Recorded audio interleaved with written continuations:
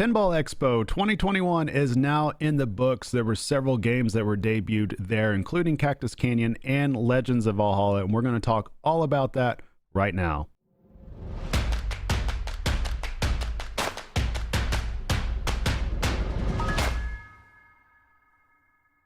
Alrighty, welcome back, guys, to another episode of APinballPodcast. Thank you guys so much for being here. I greatly do appreciate it. And today we're going to talk about Chicago Pinball Expo 2021 and everything that I know about that happened there. I'm going to give some of my thoughts on that and some of my other thoughts that just kind of, I don't know, branch out from that subject at hand. Now, yours truly was supposed to be there this past weekend. However, I had to cancel.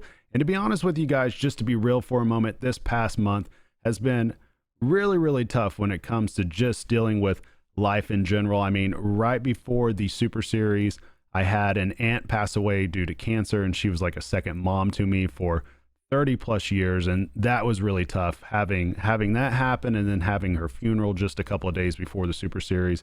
That was incredibly tough. And on top of that, my own mother, who lives with us, is retired, has a lot of health problems, and she's been in and out of the hospital as well. So I've had to really focus in on that, and hopefully with her everything turns out to be all right. She's been getting the right medication, she's been getting the right help, and the doctors have been great to her. So hopefully she's all well and good. As a matter of fact, I believe either today or tomorrow, as of this recording, I'm supposed to get her from the hospital. So it's been a lot of going back and forth, visiting her for hours at a time, then coming back here and having the 4 kids going crazy here. So I've been going every which direction, and life has definitely become life. But hey, that's what it is, and that's exactly why I do this podcast, because it is a great hobby of mine. This pinball hobby is a great hobby of mine.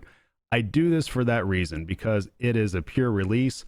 It's fun. I don't do it for twippies. I don't do it for money. I don't do it because I want to be known. Quite frankly, I do this because it's fun. And I do this because I enjoy chatting with you guys, the listeners out there, anybody out there that wants to interact. That's what I really enjoy. But obviously it's been a little bit tough this past month, but hopefully everything will be looking up, right? We're past Halloween, so maybe November, December will treat us all a little bit better, but we'll see. Alrighty, so on to the actual pinball news that's going down. Now, Chicago Gaming revealed finally their game Cactus Canyon, which is basically the worst kept secret in all of pinball, pretty much. Everybody knew that this was coming for quite some time. And I think Chicago Gaming went as far to kind of allude to it nearly a year or 2 years ago when they were talking about the titles that they had under their banner. Now, when it comes to Cactus Canyon, yours truly has been fortunate enough to play this game a lot over the past 3 or 4 years, as an original Cactus Canyon is on location in Oklahoma City at Cactus Jack's. Now, that being said, my personal feelings on Cactus Canyon, I think that it is not anywhere near the same level as an Attack from Mars, as a Medieval Madness, or as a Monster Bash. I think at best this is a B, possibly even a C tier title. But I understand why it's highly sought after. Obviously, if you're aware of your pinball history, there's only a few hundred, if that many, machines out there, and there's reasons behind that with manufacturing, with businesses closing, and that was several years ago or a couple of decades ago at this point, but there's just not too many of them out there. And one of the quirks of this game was the code was never really fully fleshed out. So if you ever play one on location, you'll notice pretty much that you really don't have much to do in the game. I mean, there's things to do, but you'll reach the end of that within one ball in some cases, which there's a lot of people that will do that in one ball or even 2 balls. So it's not really a difficult game to navigate. The shots themselves, they're wide open. There's nothing about this game in particular that's really dangerous, which in that case means if you're a new player or a newish player or a below average player, this might be a game for you to look at and seriously consider, because the shots are pretty much just all wide open. I mean, it's impossible not to hit any of these shots. Let's just put it that way. I don't think that there's one difficult shot on this game. Now, looking through on Chicago Games website, as you could tell, a little bit is updated, right? The game's slightly updated. They have of course, what comes with all CGC games on the limited editions is a topper. And we're looking at right now what they call the Wild West Shootout topper. Now, From what they say here, it's included with the limited edition and features the first mini game ever included with a topper. So you'll use your flipper buttons to aim and test your marksman skills as you battle through the town.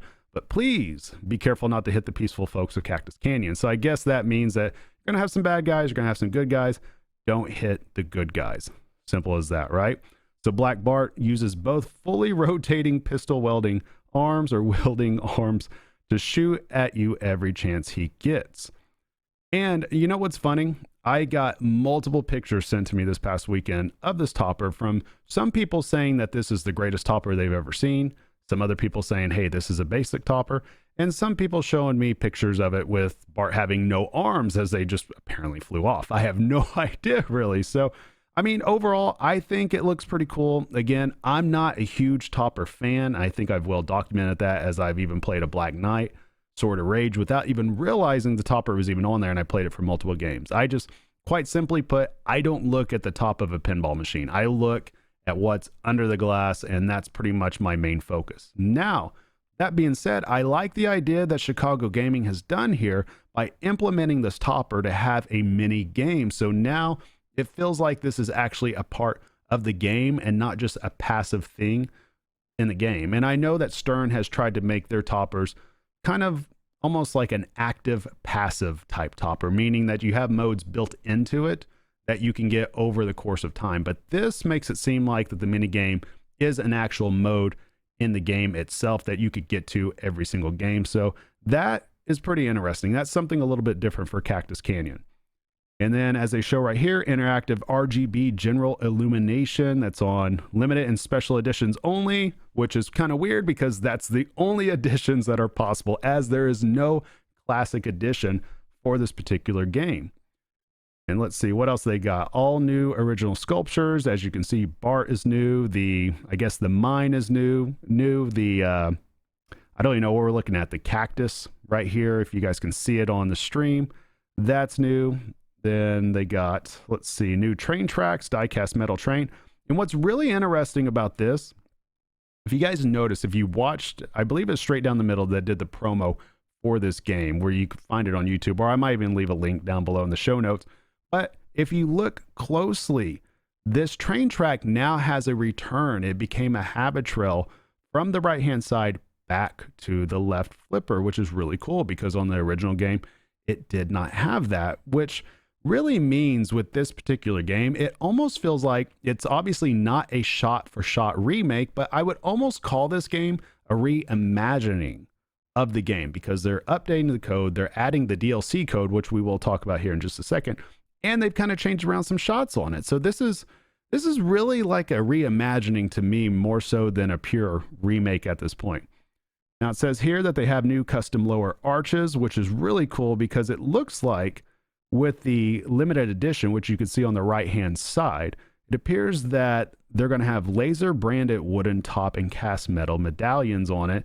And this game, I don't know, like it looks pretty cool down there. Now, that being said, it's funny because we alluded to this before that a lot of times when you see objects on a playfield, a lot of people want to see them move. And I feel like if this game had come out even just a year ago, I think people would have been a little bit upset that they didn't really do anything, but it's 2021. It's a brand new year. This is post Grogu at this point. So I think a lot of people are seeing this and they think it actually looks pretty dope. And I, for one, do think it looks pretty cool. It might be a little bit overkill, but you know what? Hey, it's pinball. There's a lot of money in it. Why not? Go for it, I say. Then, of course, it has the HD color display art, which CGC Gaming has become well known for at this point. And I, for one, really do enjoy this about them because the LCD, for me, it's hit or miss. I mean, some games I like it, some games I don't like it. It just really depends on what's going on. But this always draws my eyes. Seeing something like this typically gets my attention more so than any LCD ever would. So I really do like this. Just the overall color scheme, just the way that everything is. I mean, for me, it really catches the eyes. And then, of course, going down here, we'll just scroll down and you can see the feature matrix right here. We're not going to go too much into it because I'm sure a lot of you guys out there know exactly what you're getting into. What is very surprising to me is where they have the special edition price. Now, The special edition right now is priced right at $8,000 MSRP, or $7,999.99 to be exact. The reason why this surprises me so much, because that is awfully close to the limited edition, which is at $9249.99. Now, that being said, I believe that this limited edition that has 1,250 models total, with 250 models going overseas and 1,000 models staying here in at least North America or America itself, I fully believe that this LE is underpriced. Now, that being said, I know that there was a mad rush out there to get these machines and get them at MSRP.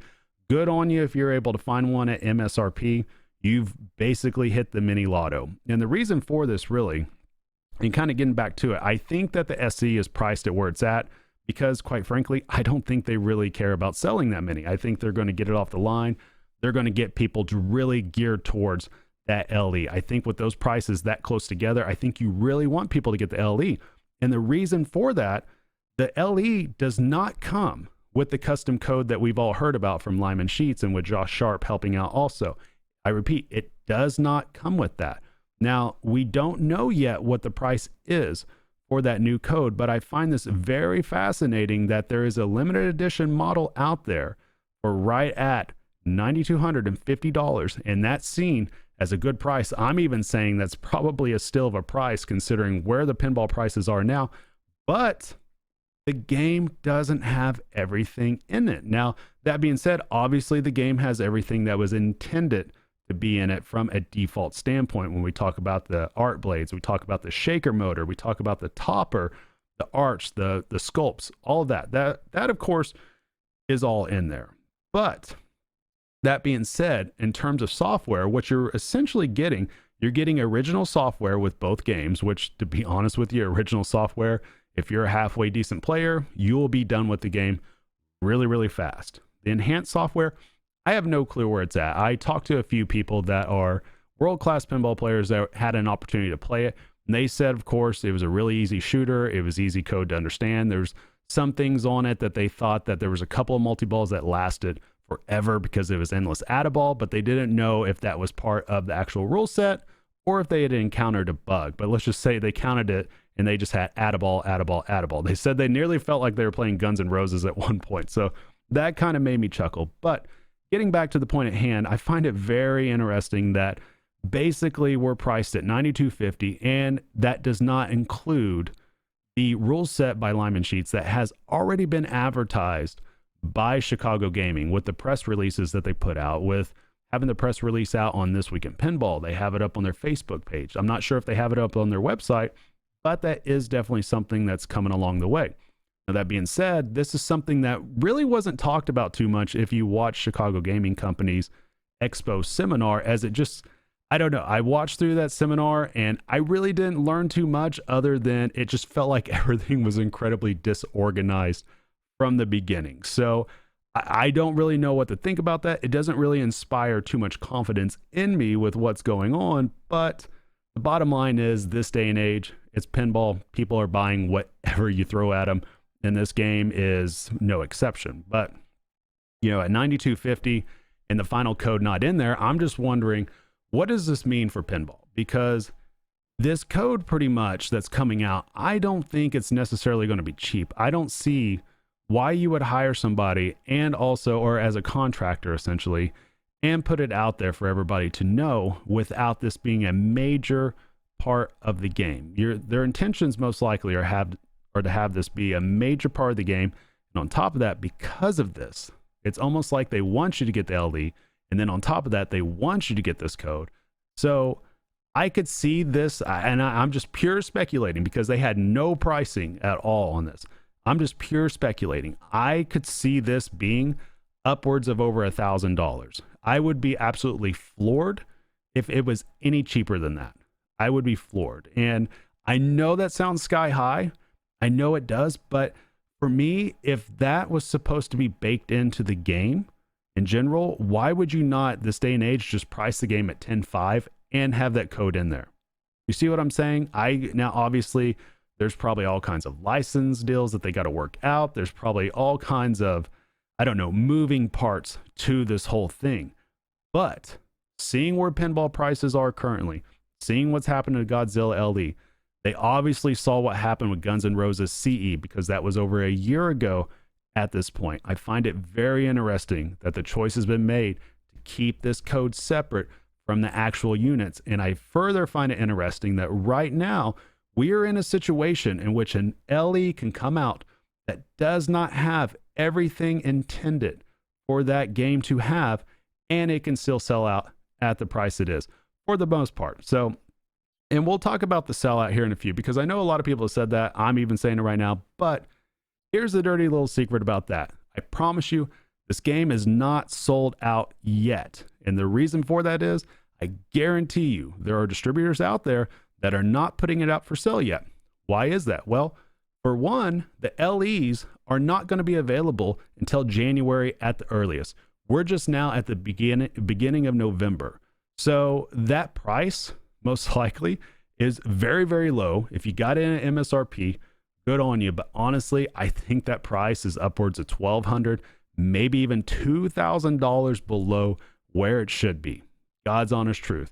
Guys, the landscape of pinball purchases has changed. I've talked to a lot of people about this. I've talked to a lot of people that are new in the hobby and have purchased games themselves.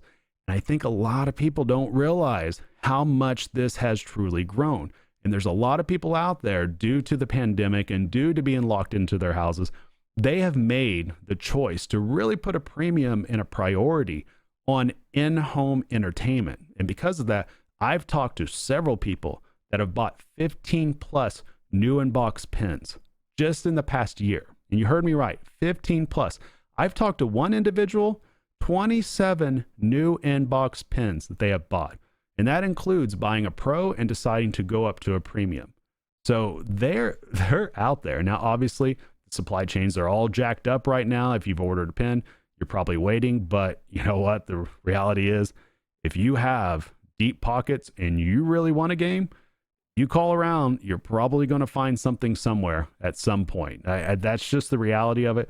So because of that, when you look at how these LEs are from any company, you see what happened with Spooky selling out, Ultraman selling out Halloween. You see what happened with Chicago Gaming, with how quickly these pins are starting to go. You see what happens with Stern every time something like Mandalorian or Godzilla comes out, that they go. You see what happens with Stern Elvira 40th anniversary, which I do have confirmed units have been moving at $33,000. Have that confirmed. And we're talking just 199 units for that particular game. So what I'm getting at here is there's a lot of people out there that have deep pockets, that are really going like hard in the paint for pinball. They want the newest thing. They want the brightest thing. And it doesn't really matter what the gameplay is. At some point, I don't know, maybe we're at the point to where it doesn't even matter really what the theme is for some of these people, that it's just the constant barrage of just collecting. And then they tell their friends, hey, I got this, you should get that. And then all of a sudden it's just order, order, order. I know of one person that I was told about here just the other day that legitimately they just got into pinball 6 months ago, right? Got into pinball 6 months ago. Ordered a Cactus Canyon LE. Ordered 2 Elvira 40th anniversaries for right at $20,000. Good on them. They got one for $20,000, another one for $20,000. Amazing. I feel bad for whoever's the distributor there, because I mean, man, that's a lot of money left on the table. But they got those. They got the Godzilla LE. I mean, these people, they want pinball and they are going hard for pinball. So the dynamics of everything is changing, guys. The dynamics have changed dramatically to where no longer 500 LEs is pretty much a guaranteed sellout at this point. I personally think if Stern even went up to, I don't know, 1,000 LEs, I think at this point in time, they would most likely sell out of it at this point in time. And I'm not talking just through to distributors. I think distributors would sell it out too. I really think they do, because it's become to the point that if you can find a pin for MSRP, you would almost be crazy not to grab it. And that's pretty much what's happening, because there are some dealers and distributors that are kind of lagging behind that line, that are still pricing at MSRP, and their allotment is gone. instantly. So if their allotment's gone, guess what happens with the next dealer and distributor? Hey, they're here, buyers are still around, then their allotment's gone. Then guess what happens then? Even higher prices and even higher prices. And that's exactly what we're seeing happen right now. And I think we're going to see it grow even more leading into the Q4 season as we're fully in it. Christmas time is nearly here. I think we're going to see a lot of these prices, even third-party prices, start to rise up. So speaking of third-party, there was this other game that came out called Legends of Valhalla from American Pinball. And I have a few thoughts on this. Some good, some not so good. So I don't know. Let me attack this with the not so good thoughts. So to get it straight out there, because this was an ordeal just about a week ago, and I haven't heard many people talk about it since then, but for yours truly, I'm not a big fan of this situation. The fact that American Pinball announced from the very beginning that they were going to limit their editions to 300 deluxe editions. That's what they said. However, they're not doing that. So on their own Facebook, we can read it right here. It says, "Thank you to our customers for your overwhelming support of Legends of Valhalla and bringing Scott and Frank of Riot Pinball's dream come true by bringing their game to the masses. We had ordered parts for 300 deluxe editions. At 300 units, we were sold out before half of the world even knew about the release, and that was not our intent." Which is, that's really confusing. If their intent wasn't to sell out, I don't know. I don't know what that means. So yeah, so apparently their intent was not to sell out quickly. Okay. Sorry, I got to take a drink on that. That nearly broke me. All right. So moving forward, we received orders for 500 units in 24 hours. At 500 units, anyone who had placed a confirmed order with a distributor, we believe will be accommodated. It is possible that some dealers may have games available. Our intent, and this is important right here, guys. This is important. This is why I have a problem with this. Our intent was never to limit the number of games. We underestimated the demand for an unlicensed title from a new game designer, and we especially underestimated the support from our international markets. While we still have demand for beyond 500 units of the deluxe model, we are capping the production at 500 total deluxe edition units.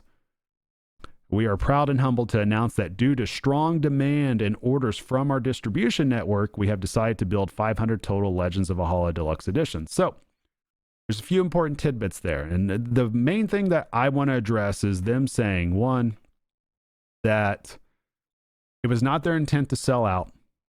And two, it was not their intent to ever limit the number of games. However, you go down here just a few days earlier, clearly says right here, and this is their main press release. And I saw this press release over on This Week in Pinball, which we'll look at in just a few. I got email blasts from different distributors, and it all said the same thing. We'll go right here, and I'll just go ahead and just bring it up. Big bold letters right there. Legends of Valhalla Deluxe Edition, limited to 300 units. So there's a little bit of explaining that might need to be done. Now, I get it. There's going to be people out there that are just, quite frankly, not going to care. And there's going to be people out there like me that do care about it. And I do care that if you're a company and you say something's going to be limited, keep it there.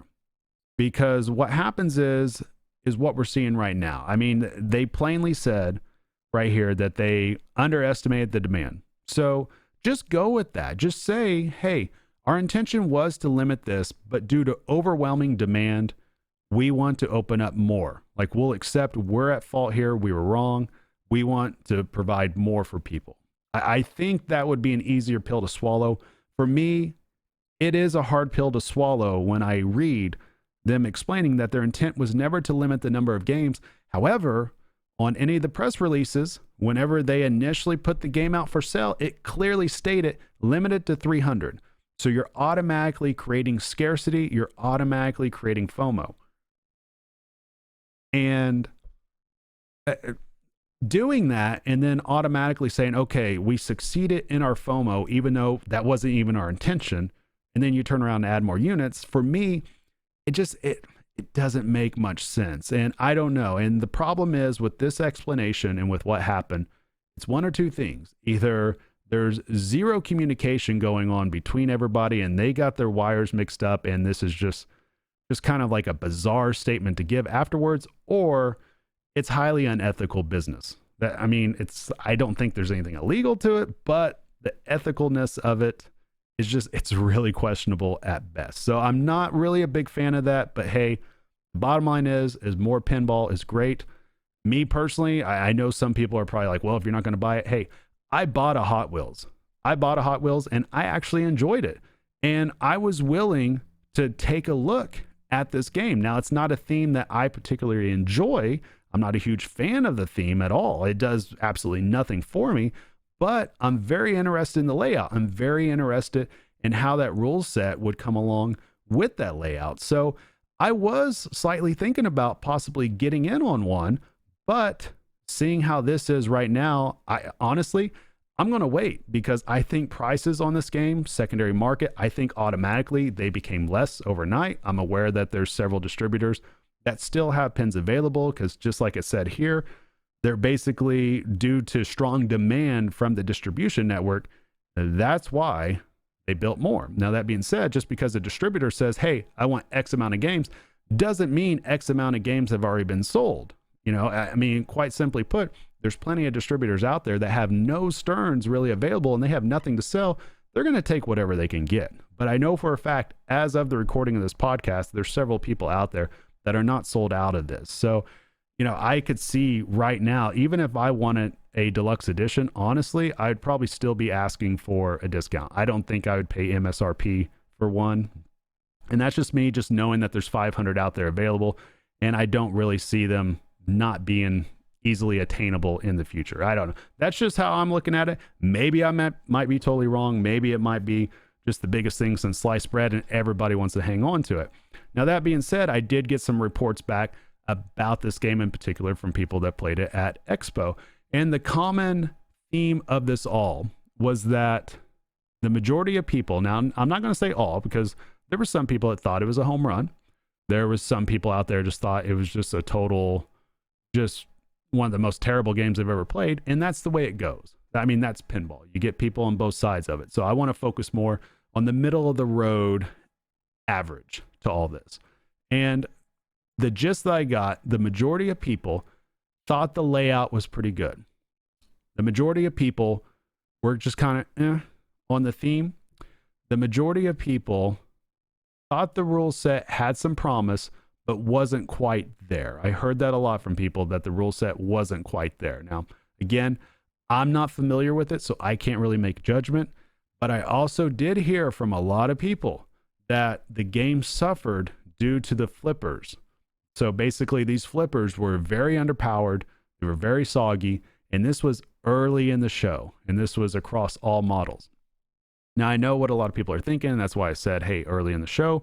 Because obviously, these games, when they get so much play, eventually the flippers are going to get soggy.